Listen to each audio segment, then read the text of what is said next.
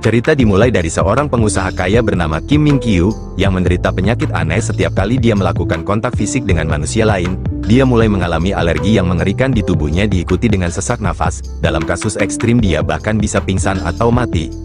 Keinginan terbesar Ming-yu adalah memiliki seorang pasangan. Namun karena penyakitnya, dia tidak bisa mendekati wanita dan karena alasan itu, dia mengisolasi diri selama 15 tahun di rumahnya. Dokter pribadinya, yang bernama Dr. Oh merupakan orang kepercayaannya yang telah mencoba berbagai cara untuk menemukan obat tetapi tidak berhasil. Oleh karena itu, suatu hari dia memberikan Ming-yu jam tangan pintar dengan menggunakan warna untuk memantau kondisi alerginya. Biru itu normal, kuning melambangkan reaksi ringan, jingga berarti saluran udara Ming-yu menutup dan merah berarti ia akan mati dalam beberapa menit. Keparahan yang belum pernah dialaminya. Suatu hari, seorang ilmuwan jenius bernama Profesor Hong menghubungi Ming-kyu.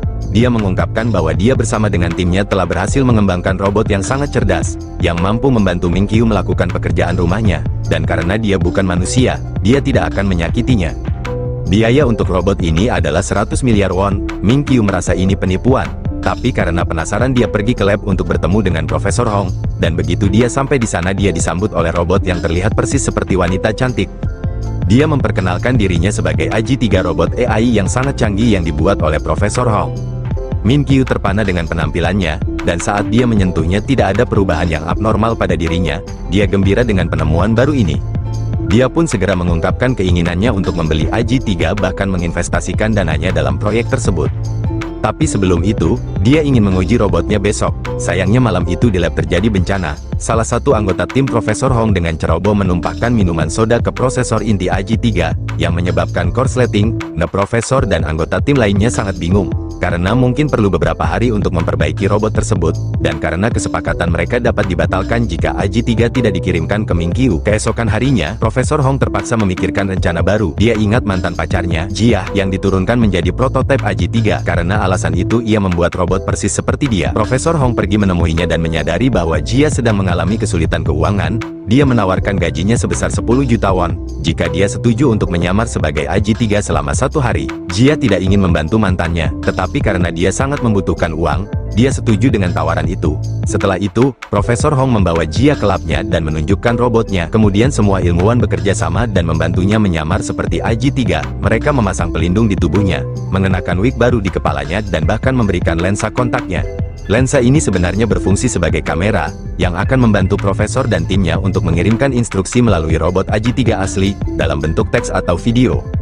Keesokan harinya, dia dikirim ke rumah Ming-kyu. Namun, Jia melompat mundur dan terkejut, ternyata dia pernah bertemu dengannya sebelumnya. Ketika dia bekerja sebagai seorang gadis pengantar makanan, pengalaman itu sangat buruk, karena Ming-kyu mencoba pergi tanpa membayarnya.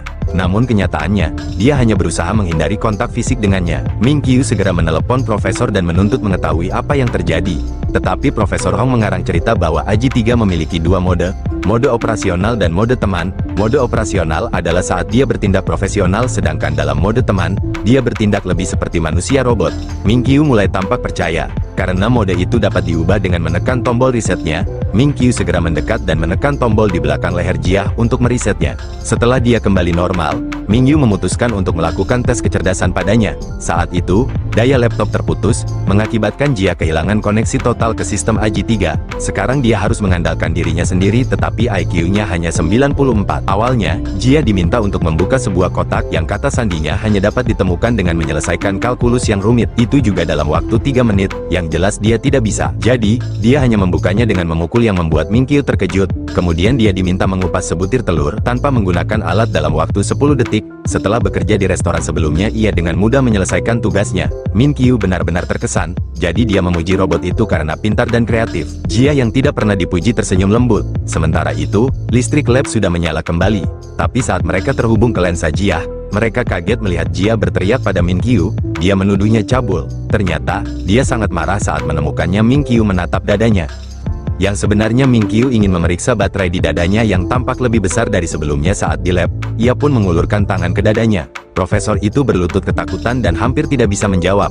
Ketika Ming-kyu menelepon siapa yang sedang kamu coba tipu sekarang, mereka lega, ketika dia sebenarnya hanya menuduh mereka menggunakan baterai murahan, yang membuat dada AJ3 membusung tegap. Profesor Hong kembali berbohong, bahwa dia baru saja mengupgrade baterai AJ3. Dia juga memperingatkan Ming-kyu untuk tidak menyentuh dadanya. Setelah menutup telepon, Mingyu mengambil obatnya. Tapi tiba-tiba, dia tersedak sampai jatuh ke lantai dan mulai kejang. Tapi untungnya Jia membantunya, dengan menepuk punggungnya. Saat Mingyu kembali sadar, dia menatap robot itu dengan takjub. Dan dia bertanya, mengapa dia membantunya tanpa perintah?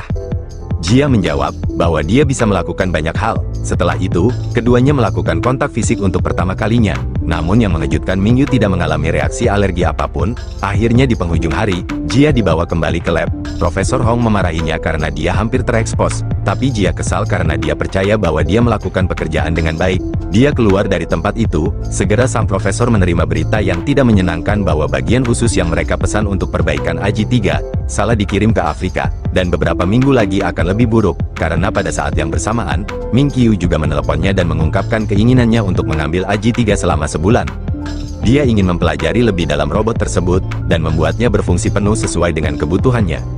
Karena tidak punya pilihan, Profesor memanggil Jia lagi dan memintanya untuk menyamar sebagai robot selama beberapa minggu. Kali ini, dia memujinya dan menawarkan jumlah yang lebih besar. Karena itu, dia langsung setuju. Kemudian, Profesor Hong menjelaskan, bahwa mulai sekarang dan seterusnya, sampai AJ-3 yang asli diperbaiki, dia harus bekerja di Mingyu, dan setiap malam dia akan dikembalikan ke lab untuk diisi ulang. Sayangnya, keesokan harinya di tempat kerja, Jia mengalami diare yang parah. Dia mencoba menahannya tetapi tidak sengaja kentut. Ia bingung saat Mingyu bertanya suara apa itu, dan ia menjawab bahwa yang kentut itu adalah Mingyu. Jadi dia menyarankan agar dia berganti pakaian. Mingyu yang mudah tertipu mempercayainya. Karena tidak ada orang lain selain mereka, Jia pergi memanfaatkan kesempatan itu. Dia bergegas ke toilet untuk buang air besar. Namun Mingyu kembali lebih awal dan menemukan bahwa robotnya hilang. Dia mencarinya di sekitar rumah, dan akhirnya menemukannya sedang menyemprotkan parfum mahalnya di toilet. Jia berpura-pura membersihkan toilet, tapi Mingyu tidak mempercayainya. Ia mengklaim bahwa robot tidak dapat menyentuh air. Namun Jia berbohong bahwa dia adalah robot tingkat lanjut yang mahir mencuci. Ketika Mingyu akan pergi, dia melihat bahwa wajah Jia berkeringat. Dia mencoba mendekatinya, tapi tanpa sengaja, ia menginjak sabun dan terpeleset. Jia mencoba meraihnya, tapi bukannya menyelamatkan, dia malah menangkap parfumnya, sehingga dia mendarat tepat di atas dada Mingyu, dan Mingyu pun kesakitan. Setelah itu, saat Jia sedang bersih-bersih, dia secara tidak sengaja merobohkan kastil kartu yang telah disusun Mingyu selama 15 tahun. Melihat peristiwa ini, terlihat Mingyu berteriak kaget, tapi sebelum dia bisa mengatakan apa-apa lagi, Jia mengatakan bahwa baterainya telah mencapai 5% dan berpura-pura dalam mode siaga. Dia kemudian bertemu Profesor dan mengatakan bahwa dia frustasi dengan kesalahannya, tetapi Profesor mengatakan kepadanya untuk memberinya lebih banyak waktu untuk belajar lebih dalam. Keesokan harinya, Mingyu mendapat pesan bahwa akan ada seorang pengunjung. Ternyata pengunjung itu adalah Riel, cinta pertamanya. Namun kegembiraannya segera berubah menjadi horor. Saat Riel menyentuh bahunya, Mingyu menjauhkan wajahnya dan berhasil menyembunyikan ruamnya yang menyebar. Karena itu dia kemudian berpura-pura mengadakan pertemuan penting dan bergegas kembali ke rumah. Entah bagaimana dia terhubung ke kamarnya dan meraih jarum suntik penawarnya. Tapi karena dia terlalu lemah, dia gagal menangkapnya. Kemudian Jia menemukannya Mingyu telah jatuh ke lantai berjuang untuk bernapas. Sementara itu, ingatan Mingyu kembali ke masa kecilnya, di mana ia pada masa itu tidak memiliki alergi terhadap sentuhan manusia. Orang tua Mingyu mendukungnya saat dia membangun rumah kartu pertamanya. Saat gagal, ayahnya menghilangkan kekecewaannya dengan beberapa trik kartu yang keren. Di memori lain, semua orang berkumpul untuk pesta ulang tahun Mingyu. Dalam perjalanan pulang, Mingyu dan ibunya tampak gembira. Namun sayangnya, saat ayah menurunkan jendelan, salah satu balon ulang tahun mengenai wajahnya, dan mobil mereka terjebak di jalur truk yang melaju. Mingyu selanjutnya terbangun di rumah sakit menangisi orang tuanya. Yang keduanya meninggal dalam kecelakaan itu. Keesokan harinya, beberapa kerabat mengunjunginya dan mencoba menjadi wali sahnya. Motif utamanya adalah untuk mewarisi harta orang tuanya. Tapi saat Mingyu memasuki kamar mandi dan memeriksa sakunya, dia menemukan pesan misterius yang berbunyi jangan menandatangani apapun. Pada hari itu seorang temannya bernama Yu Hol mendekatinya dan menyerahkan surat adopsi, menyebutkan bahwa ayahnya mengirimnya, dan akan sangat bagus jika Mingyu bisa menjadi saudaranya. Mingyu berpikir sejenak dan akhirnya menandatanganinya. Yu Hol menggenggam tangan Mingyu untuk memberinya dukungan. Tapi saat Mingyu melihat ke bawah, dia melihat tangan Yu Hol berubah menjadi cakar yang mengerikan. Mingyu berteriak lari ketakutan, dan di tangannya terdapat bintik aneh di mana Yu Hol menyentuhnya. Setelah beberapa saat, Yu Hol kembali ke ayahnya dan menyerahkan surat adopsi mengatakan bahwa tugasnya telah selesai. Tapi ketika sang ayah melewati halaman terakhir, dia melihat tulisan bajingan menggantikan tanda tangan Mingyu. Dengan ini, dia menyadari bahwa anak itu hanya ingin tinggal sendirian. Di tempat lain, Mingyu kecil kembali ke rumahnya yang gelap dan kosong, dan sejak hari itu dia hidup jauh dari manusia lain. Ia merasa dikhianati oleh semua orang, dan dia mulai membenci manusia lain, sehingga menyebabkan alerginya bertambah parah. Seiring bertambahnya usia, tidak ada yang tahu tentang alerginya, kecuali dokter pribadinya. Kembali ke masa sekarang, Mingyu terbangun dengan Jia di sampingnya. Dia mengatakan kepadanya bahwa dia memimpikannya orang-orang menikamnya dari belakang. Namun dia terkejut saat mengetahui bahwa kondisinya benar-benar normal, bahkan tanpa tanda apapun di tubuhnya. Oleh karena itu, dia memegang pipi Jia dengan rasa yang sangat bersyukur. Hubungan mereka semakin dekat, Jia dan Mingyu menghabiskan lebih banyak waktu bersama. Suatu hari, Mingyu meminta untuk menemaninya berkencan dengan Riel.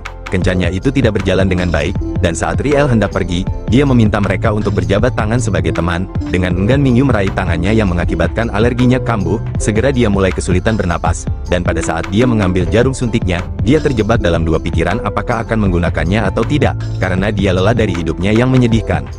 Saat itu, jam pintarnya mulai berbunyi lebih cepat, dan dia akhirnya menjatuhkan alat suntiknya. Untungnya Jia datang dan menyadarkan. Jia duduk di sampingnya dan saat Mingyu menatapnya, reaksinya berkurang dan monitor kembali normal. Sepertinya dia sudah benar-benar pulih, bahkan tanpa jarum suntik. Keduanya memutuskan untuk kembali ke apartemen. Tetapi ketika mereka berbelok, Mingyu secara tidak sengaja bertabrakan dengan tukang kebun dan jatuh. Orang itu segera meraih Mingyu untuk memeriksa apakah dia baik-baik saja. Tetapi yang mengejutkan, alerginya tidak kambuh. Melihat ini, dia mencoba untuk menguji dirinya sendiri dengan bergabung dengan kerumunan besar. Sesuatu yang belum pernah dia lakukan dalam 15 tahun. Kemudian keduanya bergabung dalam kerumunan untuk menonton pertunjukan di mana Mingyu melompat saat orang di sebelahnya meraih tangannya untuk melambai. Pemeriksaan monitornya menunjukkan bahwa semuanya baik-baik saja. Akibatnya mata Mingyu berkaca-kaca dan dia dengan lembut berkata, "Akhirnya aku sembuh." Setelah itu, dia berjalan ke tempat yang sepi dan menelepon dokter pribadinya Dr. Oh. Tetapi ketika dia dengan air mata mengakui bahwa alerginya hilang, seorang pejalan kaki menabraknya menyebabkan monitornya berbunyi. Sementara itu, Jia mulai mencari Mingyu dan saat keduanya bertemu, denyut nadi Mingyu melambat dan ruamnya mulai menghilang. Mingyu menatapnya dengan takjub, dan ketika pasangan menghalangi pandangannya gejalanya kembali. Ketika dokter bertanya apakah ada orang di dekatnya, Mingyu mengakui seseorang ada di sini. Ketika saya melihat seseorang, ruamnya hilang. Dan ketika saya tidak melihat seseorang, ruam itu muncul kembali. Namun, saat dia tersenyum dan melambai, Mingyu dengan berlinang air mata mengakui bahwa itu bukan orang. Setelah menutup telepon, Mingyu memeluk Jia dan mengatakan padanya, "Itu karena kamu ada di sisiku." Dia berjanji untuk membelikan baterai paling tahan lama di dunia untuknya. Dan bahkan berkata, "Tetaplah bersamaku selamanya sampai aku mati. Kamu sekarang adalah hartaku yang paling berharga." Saat Jia menatap tak percaya, kerumunan terdekat mulai bersorak untuk keduanya, mendorong Mingyu untuk mencium keningnya. Ketika kembali ke rumah, Mingyu bersikeras kepada dokter bahwa meskipun dia melakukan kontak dengan banyak orang, dia baik-baik saja. Dia kemudian berdiri di depan cermin ukuran penuhnya sambil mengangkat teleponnya untuk menunjukkan keadaannya. Dokter tampak heran bahwa untuk pertama kalinya dalam beberapa tahun Mingyu tidak membutuhkan pengobatan setelah kontak dengan manusia. Dia mengklarifikasi bahwa itu karena robot yang telah bersama Mingyu selama 10 hari terakhir dan menyebutnya keajaiban. Kemudian dokter menyuruh untuk membuat daftar semua yang terjadi sejak robot itu muncul. Beberapa eksperimen akan dilakukan. Semuanya menunjukkan bahwa Mingyu akan baik-baik saja selama robot Jia bersamanya. Oleh karena itu, dia selalu membawanya setiap kali dia ingin bertemu seseorang dan menganggapnya sebagai aset paling berharga yang dia miliki. Sementara itu, robot AJ-3 akhirnya diperbaiki. Ia dapat berfungsi secara normal, tetapi akan membutuhkan waktu untuk beradaptasi dan membuat transisi menjadi mulus. Profesor Hong mengklaim bahwa ia perlu beberapa hari lagi sebelum AJ-3 belajar lebih banyak dan bersiap-siap. Jia yang sudah mulai terbiasa dengan kehidupan barunya, sedih mendengar berita itu. Suatu hari, Mingyu mengajak Jia ke restoran mewah, tapi menyuruhnya duduk sendirian di meja terpisah. Kemudian dia dengan hangat bertemu Riel dan ayahnya. Saat ketiganya berinteraksi, Jia tampak terlihat sangat kesal melihatnya. Ketika Mingyu datang menjemputnya, dia mengabaikan tangannya dan pergi sendiri. Ini berlangsung untuk sementara waktu karena Mingyu aman hanya saat bersamanya. Tapi suatu hari semuanya berubah, ketika dia sendirian berada di sebuah pom bensin, dan membuka bagasinya di mana kartu kredit dan uang tunai sudah siap. Ketika petugas mengembalikan kartunya, dia menyentuh jari Mingyu. Tapi Mingyu tidak sadar dengan hal itu dan pergi begitu saja. Namun setelah beberapa menit, dia menyadari bahwa dia menyentuh tangan petugas, dan memeriksa dirinya apakah ada ruam anehnya. Mingyu tidak menemukan apa-apa dan monitornya juga menunjukkan bahwa dia normal meskipun dia sendirian.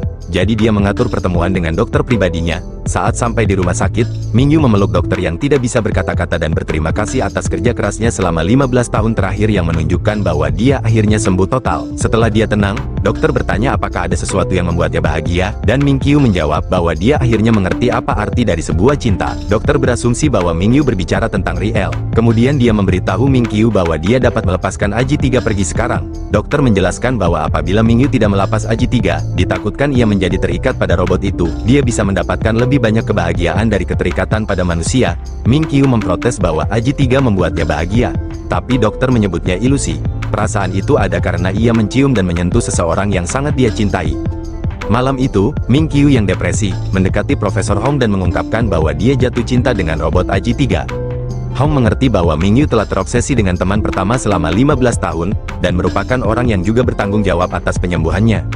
Ming Qiu kemudian mengaku bahwa Aji 3 membuatnya merasa hidup, tetapi Profesor Hong mengingatkannya, bahwa yang mereka bicarakan adalah sebuah robot. Mendengar ini Ming Qiu mengaku sudah gila, dan dengan mata berkaca-kaca dia memohon solusi kepada Profesor. Keesokan harinya, Hong mendatangi Ming Qiu, dan memberitahunya bahwa ada satu cara. Dia mengusulkan agar mereka mereset ulang Aji 3, karena dengan cara ini dia akan melupakan semuanya dan membantunya melanjutkan hidup. Ming Qiu tampak sedih, dan Jia juga mendengar kabar tersebut.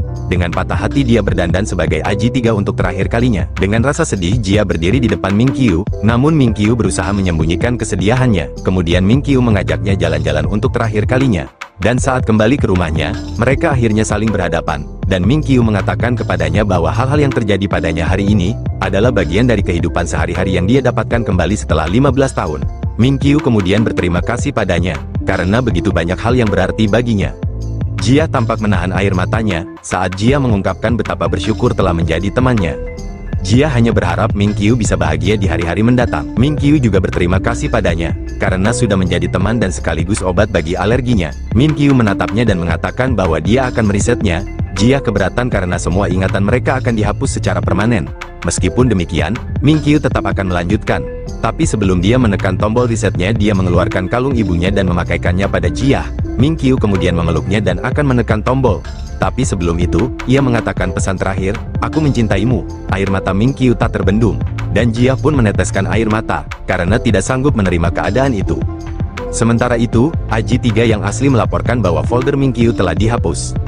Di malam harinya, Jia dan Ming Qiu menangis di rumah masing-masing. Jia sangat bersedih sehingga dia jatuh sakit. Keesokan paginya, Mia dibawa ke rumah sakit karena dehidrasi parah, dan di sana Jia masih terlihat memakai kalung yang diberikan Ming Qiu. Saat mereka melanjutkan hidup, Jia memilih pindah ke kampung halaman neneknya. Sementara Ming Qiu mempersiapkan pernikahannya dengan Riel. Suatu hari, Ming Qiu naik kereta, di mana dia bertemu dengan wajah yang dikenalnya, yang tidak lain adalah Jia, yang menurut Ming Qiu mirip dengan mantan robotnya. Namun meski keduanya duduk bersebelahan, mereka tidak mengucapkan sepatah kata pun. Sementara Ming Qiu ragu, apakah dia benar-benar robotnya atau bukan. Tanpa membuang waktu, Ming Qiu menelepon Profesor Hong untuk menanyakan, bagaimana dia muncul dengan wajah Aji 3. Hong mengungkapkan, bahwa ia membuat robot tersebut berdasarkan seseorang yang ia kenal. Ming Qiu bertanya-tanya, apakah mungkin untuk berinteraksi dengannya, dan Hong mengatakan dan menegaskan bahwa akan lebih baik jika dia tidak berbicara, agar tidak ada kecanduan di antara keduanya. Terlepas dari nasihat itu, Ming Qiu mengikutinya sampai ke toko neneknya, dan menawarkan untuk mengobrol dengannya. Namun dia menggunakan alasan bahwa dia sedang sibuk. Tapi sebagai pria yang keras kepala, Ming Qiu bertekad untuk menunggunya. Sementara itu, Jia bergegas ke dapur dan melepas kalung di lehernya, dan menyembunyikannya di piring. Berjam-jam berlalu, tapi Ming Qiu masih belum pergi. Jadi Jia terpaksa berinteraksi dengannya. Dia mengakui bahwa dia mengambil uang Dr. Hong 4 tahun lalu, untuk menjadi model karakter. Ming Qiu mencoba bertanya lebih banyak, tapi Jia memperingatkan dia untuk pergi. Namun Ming Qiu dengan cerdik bertanya kepada neneknya, apakah dia memiliki kamar yang tersedia, dan yang membuat Jia kaget, wanita tua itu mengatakan iya, dan membiarkan dia menginap untuk malam itu. Dia terlihat akrab dengan neneknya yang mengingatkannya waktu bersama Jia. Suatu malam, nenek meminta Jia untuk mengambil barang dari gudang. Dia meminta Ming Qiu untuk menemaninya. Dengan enggan Jia mengantarnya ke tempat itu. Selama perjalanan mereka saling memandang wajah satu sama lain dan mengingat masa lalu. Tak lama kemudian, Jia mulai membuka diri dan mereka mengobrol sampai mereka mencapai gudang. Namun saat mereka mengambil barang-barang yang dibutuhkan, sayangnya seseorang mengunci pintu tanpa menyadari bahwa masih ada 2 orang di dalamnya. Karena tidak punya pilihan, mereka terpaksa bermalam di gudang, dan mereka mulai semakin terikat. Keesokan harinya, seseorang akhirnya membuka kunci pintu gudang, dan melihat mereka tertidur bersebelahan. Setelah bangun, mereka kembali ke toko nenek dan membantunya memasak. Pada satu titik, Ming Qiu hampir melihat kalungnya, dan segera, Jia kembali menyembunyikannya. Keesokan harinya, Ming Qiu kembali ke restoran, tetapi mengetahui bahwa Jia tidak ada. Dia sedih mencarinya kemana-mana, sampai dia menemukannya di dermaga. Jia melihatnya dengan cepat menutupi kalungnya, tetapi sudah terlambat. Karena itu, Ming Qiu mulai mengenang hari terakhir dia bersama Aji 3. Menyadari bahwa dia telah ditipu, dia menjadi sangat marah. Tapi tepat sebelum dia bisa mengatakan apa-apa, alerginya muncul kembali dan indikatornya menunjukkan warna merah. Sesuatu yang belum pernah terjadi sebelumnya, dia jatuh ke tanah dalam keputusasaan dengan peluang bertahan hidup yang sangat kecil.